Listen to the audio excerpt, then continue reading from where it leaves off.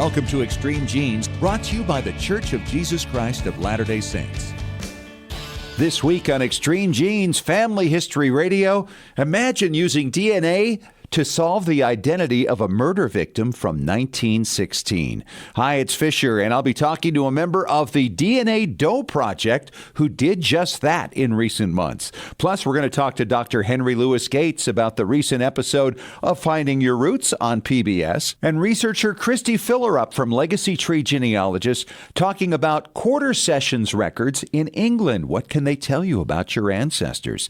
That's all this week on Extreme Genes Family History Radio, brought to you by FamilySearch.org. Discover, gather, connect. A presentation of the Church of Jesus Christ of Latter-day Saints. And welcome to America's Family History Show, Extreme Genes and ExtremeGenes.com. It is Fisher here, your radio root sleuth, on the program where we shake your family tree and watch the nuts fall out. And if you're new to the show, welcome. We're so glad to have you along. We bring in lots of expert guests. We tell stories about amazing discoveries people make in their genealogical research. We talk about techniques for finding folks, where you get the records. It's just a great thing to do and a lot of fun, and it really impacts lives. You can count on that. And we got some great guests today. We're going to talk to Anthony Redgrave. He is a team leader with the DNA Doe Project. And recently, his team announced the discovery of the identity of a man whose torso was found in a cave in Idaho in the late 70s. And other parts of him were found later than that, and it was so well preserved, it was thought that this person had been perhaps murdered in the 1970s. Well, it turns out that person was murdered, but it was in 1916. And he and his team have figured out the identity of this person. We're going to talk to him about all the details of it and how they did it, because it's a pretty amazing story. And then later in the show, we're going to talk to Christy Fillerup with Legacy Tree Genealogists, one of our great sponsors. She's going to talk about a record set called Quarter Session Records. It's very prominent in England, and you're going to want to know how they can help you out with your British research. And later on the show, Dr. Henry Louis Gates is back talking about the most recent episode of Finding Your Roots on PBS. It is season 6 going on right now. And, of course, we've got Ask Us Anything at the back end with our good friend Melanie McComb from the New England Historic Genealogical Society and AmericanAncestors.org.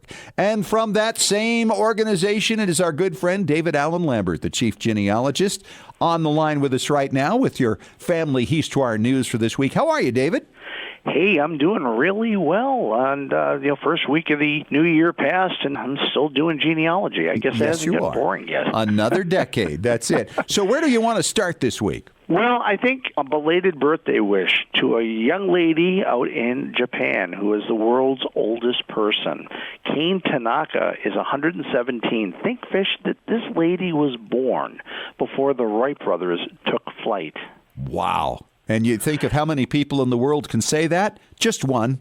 Yeah, that's pretty much it. In fact, there are only 30 verified people living today that were born before 1910. Wow. Makes me wonder who the oldest American is now. I guess I'll have to do a little digging for next week.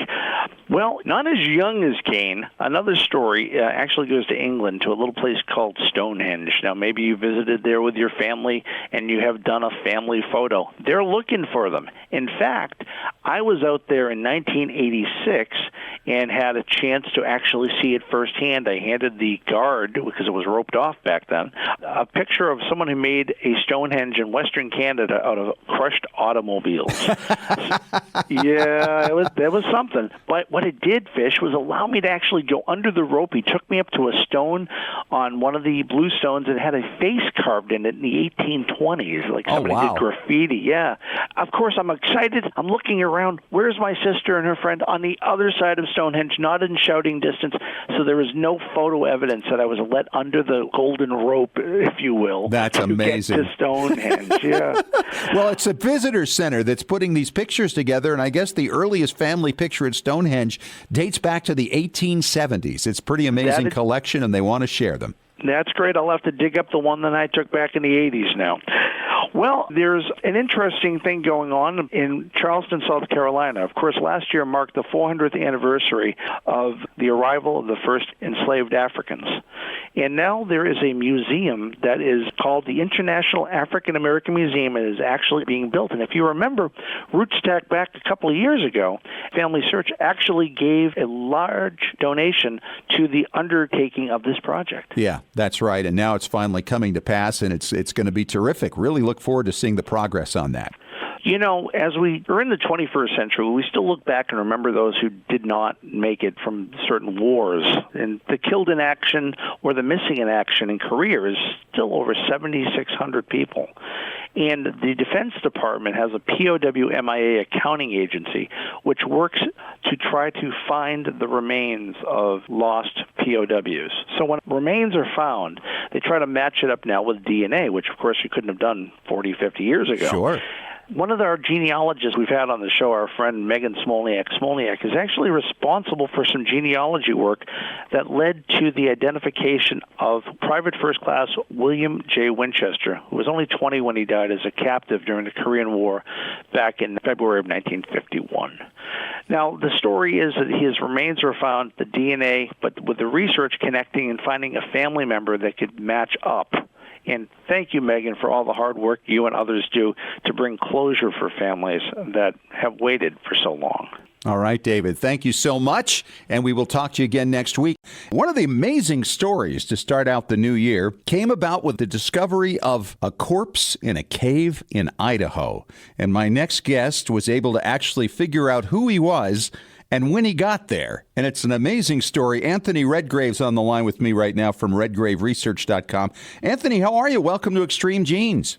Hi. This is quite a story. I mean, we're talking going back 104 years at this point, and using genetic genealogy, we're able to put this whole thing together. First of all, give us a little background. How did you get involved? And then tell us a little about how the body was found.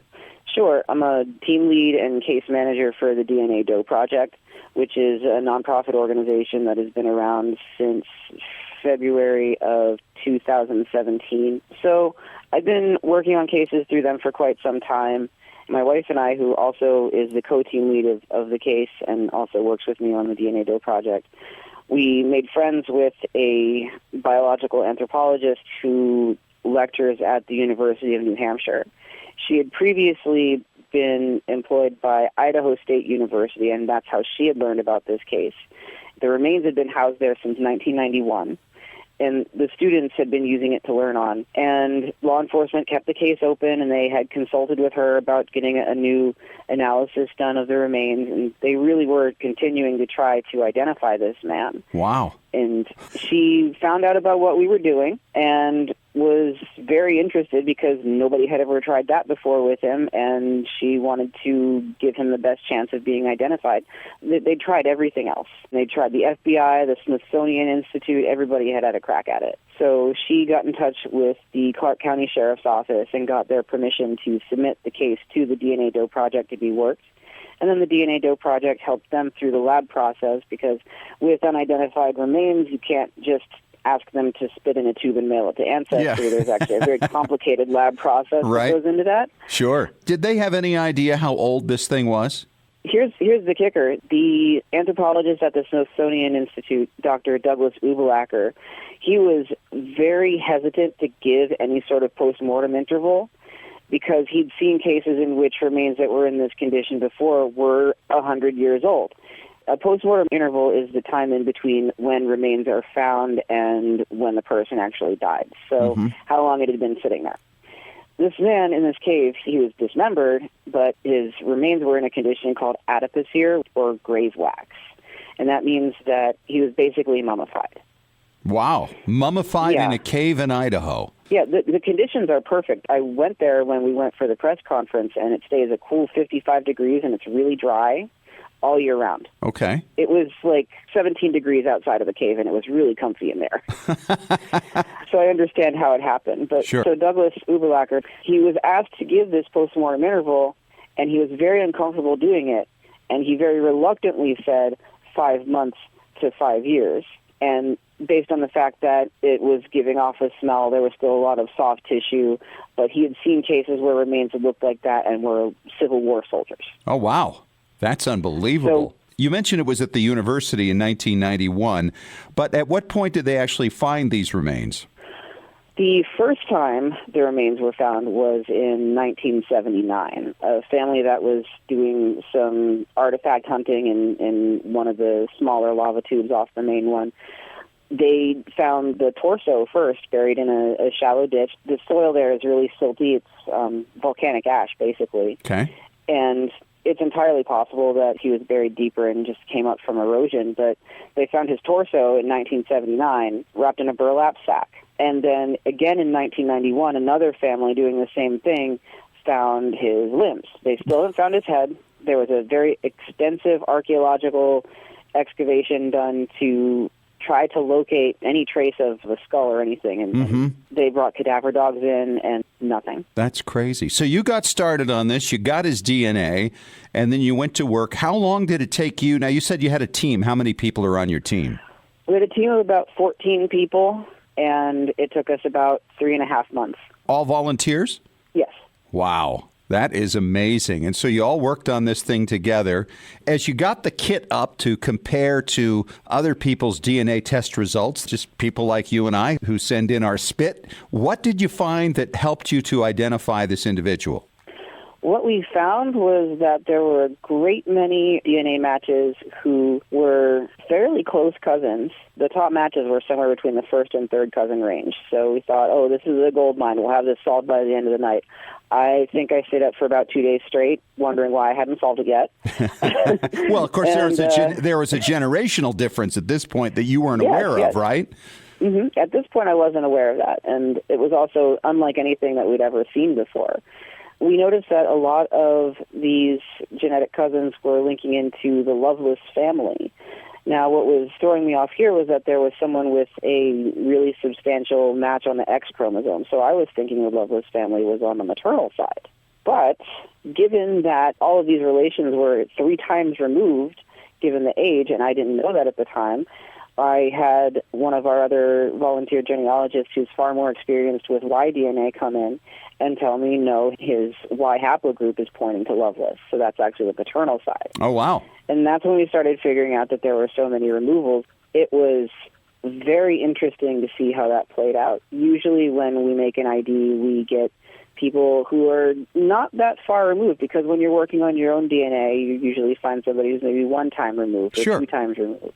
At the most. This was 3. This was 3. The closest we had was 3 times removed, yeah. Wow. And also, here's another fun fact. So he's descended from pioneers. And he comes from a family that is full of half relationships, because his grandfather had 4 wives and somewhere around 14 children. And those children all had at least 10 children each. There were a lot of people to look through. We ended up with 3 or 4 different possible candidates for his identification, and it was just a matter of figuring out which one ended up in the cave. But it taught us that working with the DNA of descendants of pioneers of the Church of Jesus Christ of Latter-day Saints is that there's not only endogamy because of the small population, religious communities and isolated communities, but there's also a lot of half relationships because of the polygamy. Yeah. So on one hand, we have something that's making people look like they're sharing higher, but on the other hand, we have something that's making people look like they're sharing lower. Yes, complicated, isn't it? So it wasn't as predictable as usual. Well, tell us about the guy. What was his name? What was he doing in the cave? When did he get there? His name was Joseph Henry Loveless. He was born in 1870 in Payson, Utah. He was born in the church. He was baptized. We have his baptismal record. Then things went kind of south, and I don't know exactly when this happened, but he has a very long criminal record of bootlegging and counterfeiting and robbery and escaping jail. He escaped jail by sawing through the bars using a saw he hid in his shoes more than once, so he was planning for this. Wow. He would also hop trains and somehow stop them to escape them. Oh, wow. This is a crazy man. Absolutely something like a movie cowboy, except he's real. Yeah, yeah. And finally, what happened probably right before he died, given the clues that we have, he murdered his wife with an axe. Oh. Now, here's the interesting part. Nobody previously had fully connected him to this murder because he was using an alias. Ah, okay. He had multiple aliases, at least 4, and the murder was attributed to one of his aliases. The thing that made us know that these were the same person was some very, very extensive research, mostly through newspapers, because he didn't have a legal paper trail. He was living in a tent on the outskirts of town. So we didn't have any sort of alibi for where he was at the time of the crime. Under his alias was claiming that his wife's former husband did it, but he actually meant himself. The former husband of his wife was actually living in another state with another family. Okay. So this is very historical CSI stuff that we're doing here.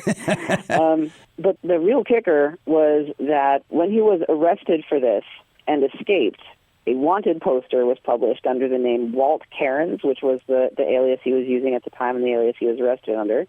And it had a physical description of him that described the clothing he was wearing. The clothing he was wearing when he escaped jail are the same clothes that the body in the cave was found wearing, whose DNA is unmistakably tied to Joseph Henry Lovelace. Oh, wow. Therefore, Walt Cairns and Joseph Henry Lovelace are the same person. Same person. Wow. Yeah. And who do you think did this? Who killed him?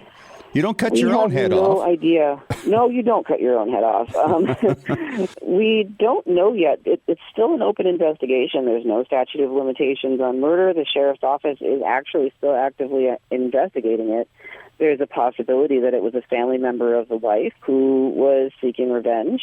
It's possible that it could be another criminal that he was involved in who wanted his money or for some other reason. So there's a couple of possibilities there, but the investigation is actually still open, and I for one, will be excited to find out what exactly went down after that, because we're still learning a lot from this case. He's Anthony Redgrave from redgraveresearch.com and the DNA Doe Project. He and his team have identified a victim of a murder from 1916. And Anthony, this is really strong work. Congratulations. Thank you. You've made a lot of news over the last couple of weeks, and it's great to get the full story here. Mm-hmm. Glad to share it. Do you have a bunch more cases you're working on now? Oh, yeah. There's several more coming down the road for me. All right, Anthony. Well, great talking to you. Thanks so much for coming on the show, and we look forward to hearing some more headlines out of your group. Oh, I hope so. Take care. Thanks, you too. So many Americans have to get back across the pond to England, to the mother country. And to try to find their ancestors over there can be challenging. But there are a lot of records of all different types, not only from the government, but from the churches as well. And let's talk about some record sets over in England. I've got the research team manager from Legacy Tree Genealogist, Christy Filler, up on the line with us today. We're going to talk about a thing called quarter sessions records. How are you, Christy? Happy New Year. Thanks, Fisher. You too. I'm doing good. Excited to be here and working on quarter session records. Yeah, let's talk about that. I've used them before, briefly, and not a lot of the times, but I think it's important for people to understand what they are and who generates them and what time periods they're in. So let's go through exactly what these things are and how they can be helpful to people researching their British ancestors. Yeah, absolutely. So quarter session records are one of the earliest record types that you can access for kind of the common person in England. And they, especially in early times, cover everything from petty theft to tax evasion, vagrancy. They talk about fixing roads. They give alehouse licenses. And some of the most important things they cover are settlement orders and bastardy examinations. Yeah, and this is kind of interesting, too, because back in the days when they were actually persecuting Catholics, they were often mentioned in these quarter session records. I ran into some of that. Absolutely. Any kind of what they called nonconformist religions, with the exception of the Quakers, who had an understanding. There was a certain understanding with them. What are the earliest quarter records that you've run into? The quarter session records start in 1277. Oh, wow. But they're not really useful until about 1532. Yeah, I was going to say early 1500s. I'd never run into them as early as the 1200s. But were they really consistently done? Quarter session generally means every 3 months, right? Right, exactly. They were required by 1363 and consistently done, but those records, for the most part, don't survive. The earliest that survive are Norfolk in 1532 and really mid-1500s for most of the So it really depends on the shire, right? Absolutely. And even the 100 within the county. So okay, well, let's explain to people what 100 is.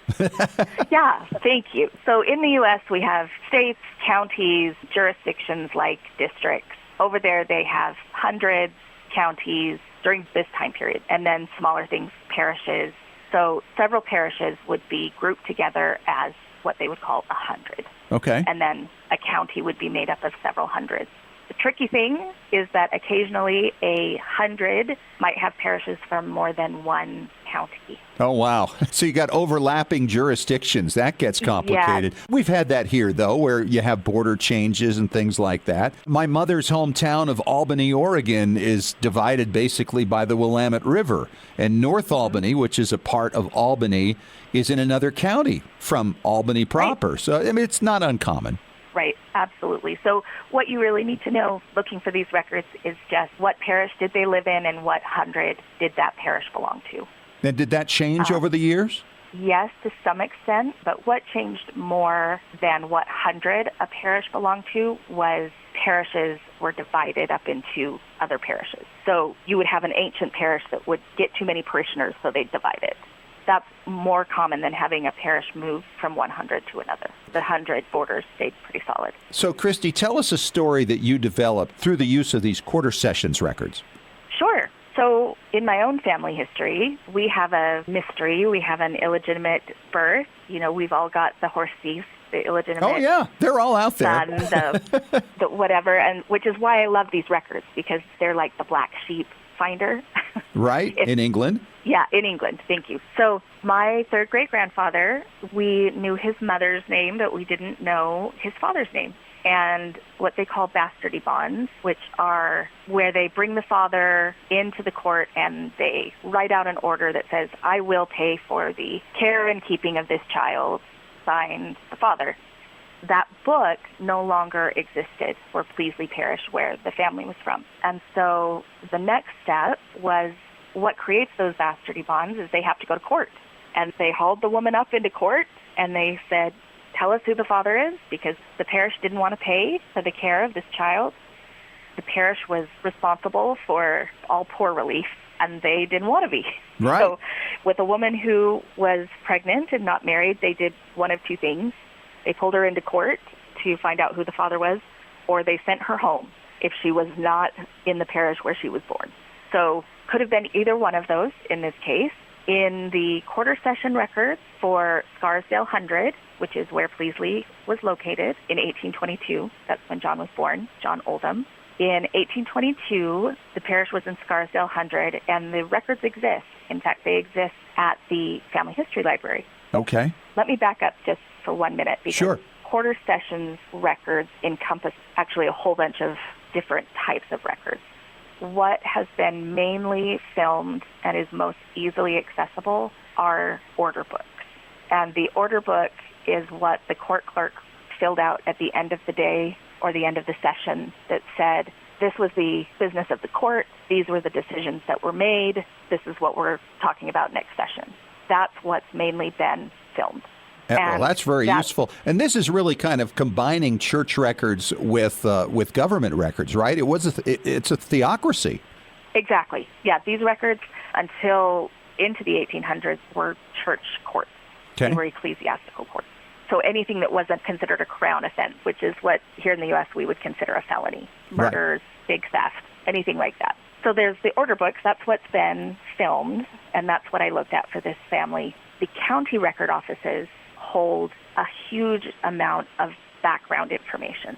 So once you find an order, going to the county record office and ordering the session file or the minutes for that court session can give you much, much more information. But for this case, I utilized the order records because they're what is filmed, and they act like an index to the session files. I looked for John, looked for the year that he would have been conceived, looked for his birth year, not knowing if they'd pulled her in while she was pregnant or after, and nothing in the index. The important thing to know about the indexes are that they're often indexed by the male, by the father. Oh, boy. Which, if you don't know the father, is right. next to useless, or even sometimes by the parish. So a case might be indexed as Pleasley Parish versus the father's name. Okay. With no mention in the index. So now you start going through and trying to pick out all those from the parish, right? And the time period? Exactly. Okay. That's exactly how this was done. you go through and look at everything that was from that parish. And lo and behold, there is the daddy you've been looking for. Yep. She was pulled in, and she gave him up, and he admitted to being the father, and they charged him. They told him how much he had to pay for the birth and how much he had to pay going forward, and it even listed the father's name because he had to be a surety. So we got 2 generations out of that one record.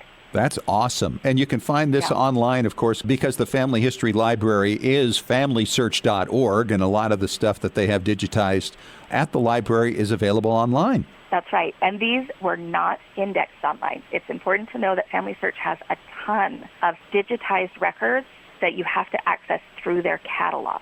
You can't just plug in a name. That's right. So it's like actually just going through a book and trying to find it. It's not indexed like everything you might find on Ancestry. Exactly. Christy, that's fascinating stuff, and congratulations on your find. That's an experience, isn't it? Oh, it was so exciting. Great breakthrough. She's Christy Fillerup, a research team manager with Legacy Tree Genealogists, talking about quarter session records. Thanks so much, Christy. Appreciate it. Thank you. And thrilled once again to have Dr. Henry Louis Gates on the show to talk about this coming episode this week on Finding Your Roots on PBS, Tuesday nights, 8 o'clock Eastern. Of course, you want to check your local times if you're not in the Eastern Zone. Dr. Gates, how are you? Great to have you back. I'm fine. How have you been, Scott? You know, traveling and having a grand old time at it. Oh, good. Who have you got on the show this week? Well, this week's episode is called This Land is My Land, and it features Queen Latifah, whose name, of course, before she was Queen Latifah, is Dana Owens, and the great actor Jeffrey Wright. So, you want me to start with Queen Latifah? Yeah, let's start with her. I think she's awesome. She is so much fun to watch. She's so poised and dignified. Yes. Well, Queen Latifah has an extraordinarily rare family tree for an African American. Most of us think of African American history as characterized before the end of the Civil War by slavery. But there was always a small percentage of African Americans who were free. In 1860, for example, a year before the Civil War starts, about 10% of the African American community was free.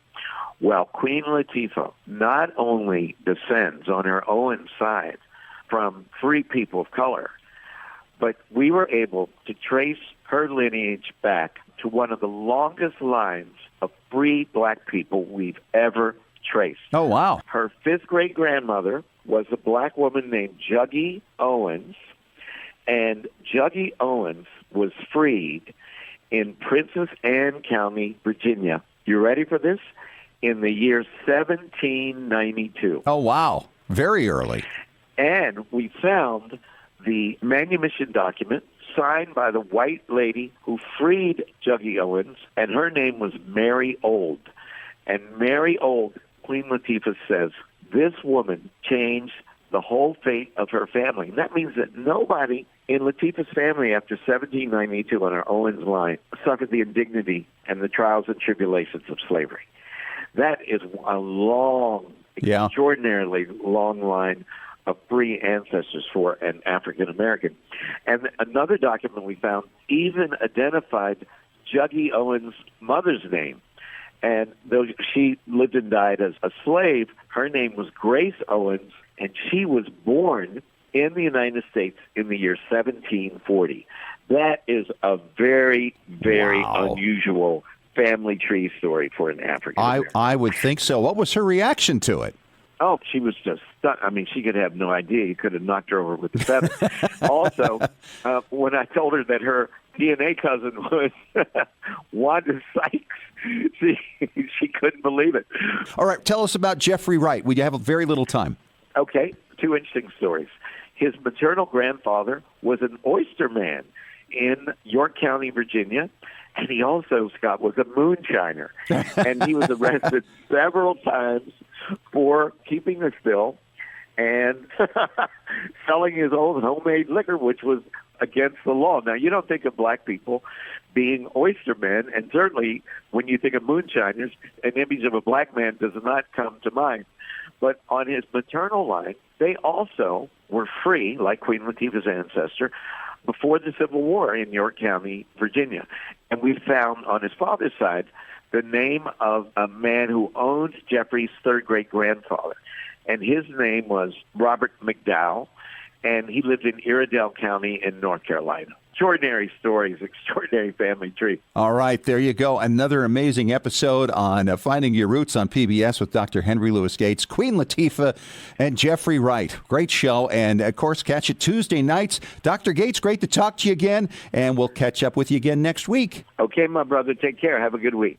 Melanie McComb, a researcher with the New England Historic Genealogical Society and AmericanAncestors.org, is on the line with us right now to answer your question. How are you, Melanie? I'm good, Fisher. How are you? Great. And we have a question here from Terry Reese in Syracuse, New York. And she says, I have an ancestor whose mother died when he was a child. He then vanished for a time. Any ideas on where he may have gone? An interesting question. Yeah, and that happens sometimes. Very interesting question. Yeah, so what do you think?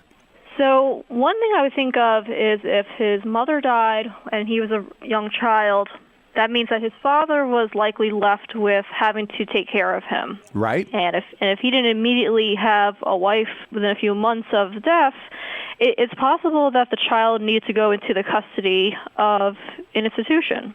So, for example, the child could have gone to an orphanage or a pauper asylum to reside while the father started getting their life together. Huh. All right. That's an interesting thought. Are there records like this that people could find? Yes. So depending on the area where they lived, a lot of these records are going to be kept in city archives, some even at the county level. A lot of these even are actually online. I recently had a case where my second great aunt was going in for an operation, and she actually put some of her children into an orphan asylum in New York City to watch over them while she was going in for surgery and recovery because she wasn't able to take care of them. That's interesting. And you found the records. I did, yes. The admissions records were online, and another reason why the kids went in is because the father had actually died, so she was basically a single mother at that point. Right. Interesting. So it was like she used it as a daycare. Yes, some degree. I mean, a lot of times there's a misnomer that an orphanage is only when the parents have died, but in this case, it could just be they're just temporarily taking custody, and you're just turning it over to them to watch over them versus the kids going into more of a foster care system like we would have today. Do you think a county library might have records like this, or at least to indicate where they may be, or a local genealogical society? Yes, absolutely. I would recommend looking at places like Archive Grid to see what types of registers for these types of records are available. And because then if you can narrow it down to the city where they live, there likely could be something nearby where those children would have gone into the custody. And the registers are pretty nice in that you can browse them by date, so you can get an idea of when you started to see that gap and start to browse the names and see if you can find the family mentioned. Interesting. What about the pauper records? You mentioned those earlier. How does that differ from the orphan records? Right. So the difference from the orphan records is that the orphan asylum records are largely going to be mostly children. But with the pauper records, they could be anybody that just needs any kind of assistance. And it could go down to you're a recent immigrant coming off the boat and you have nobody to take care of you. You could go into a pauper asylum. It could even be people that were found by police on the street, someone that could be homeless or that was just, looking very destitute and having some circumstances. They would usually get admitted to one of those asylums. And what's really great about these registers is they get very detailed on where the people came from. They might note, the country they're from, and even where they were maybe found in the city if they were getting picked up by police. Love it. She's Melanie McComb from the New England Historic Genealogical Society at AmericanAncestors.org. Good stuff, Melanie. Thanks for the question, Terry. And if you have a question for us, of course, you can email us at askusanything@extremegenes.com. Well, I dare say we have covered a lot of ground this week. Thanks once again to Anthony Redgrave for coming on and sharing with us his amazing story of figuring out through DNA who a man was who was found in a cave in 1979. Thanks also to Dr. Henry Louis Gates for coming on and talking about his new season of Finding Your Roots on PBS, and to Melanie McComb, of course, for helping us out with Ask Us Anything. Talk to you again next week, and remember, as far as everyone knows, we're a nice, normal family. This has been Extreme Genes. Share your family story by going to FamilySearch.org.